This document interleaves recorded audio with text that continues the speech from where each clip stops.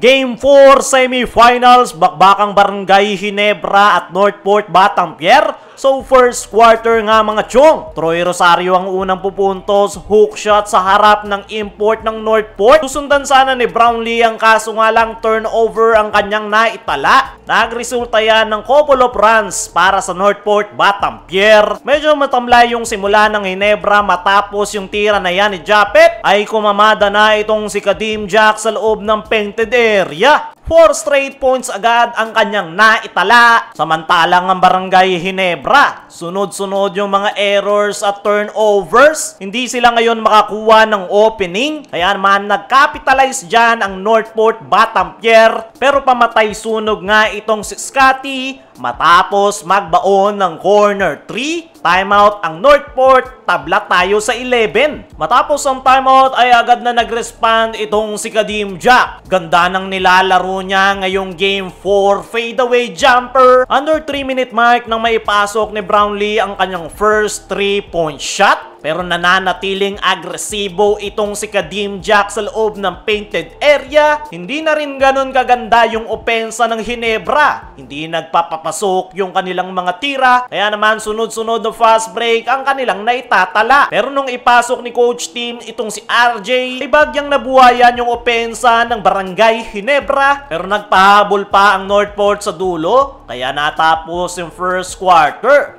22-21. 1-point lead para sa Barangay Ginebra. Pagpasok ng second quarter, maagang nagpaula ng Northport sa 3-point area sa pangunguna ni Will Navarro. Susundutan naman niya ni Joshua Monzon. Puro turnovers ngayon si Justin Brownlee. Eto namang si RJ ang energy guy ng Ginebra. Pero hindi na nga mapigilan itong si Will Navarro. Another 3. Inaatake lang yung depensa ni Jamie Malonzo. Madali ring nakakalusot ang Northport sa depensa ng Ginebra. Nagagawa pa rin namang makasagot ng Ginebra bawat run ng Northport. Pero 7-minute mark na ipakita na ng Northport yung kanilang gigil ngayong semifinals. Mukhang nakuha na nila yung kanilang kumpiyansa. Another 3 para kay Joshua Monzon. 4-minute mark, hindi rin nagpapaiwan ang Barangay Ginebra. Open si Japet. 3-point shot naman ang ambag nitong si Justin Brownlee. Grabe pa rin yung sipag nitong si Kadim Jack. Under 2-minute mark, nagkakapisikalan na ang dalawang koponan. Struggling pa rin si Brownlee, sunod-sunod ang turnovers. At patuloy na nagkakapitalize ang Northport. Pero etong si Scotty answering the call para sa Ginebra. 4 straight points with assist para tapyasan yung kalamangan ng Northport. Pero nagbaon pa nga ng buzzer beater 4-point shot itong si Kadim Jack. Kaya natapos yung first half, 54-50. 4-point lead para sa Northport Batampier.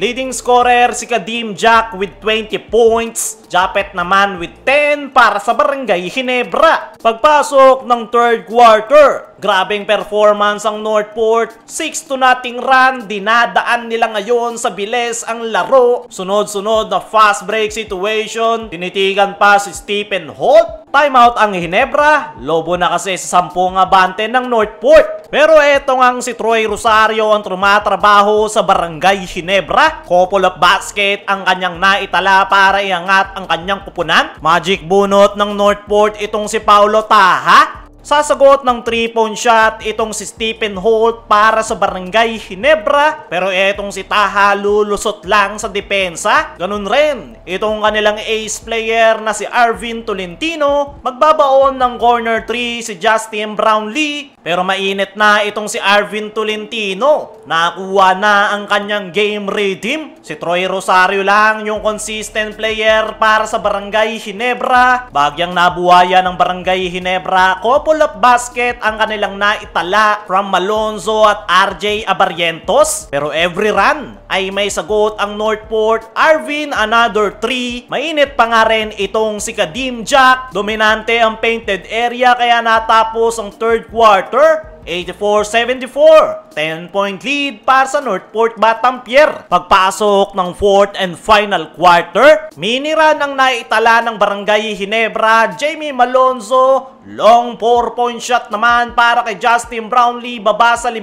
hinahabol. Pero every run ay may sagot ang Northport Batampier. Kaya naman nakaisa na ang Northport at may extend pa ang semis.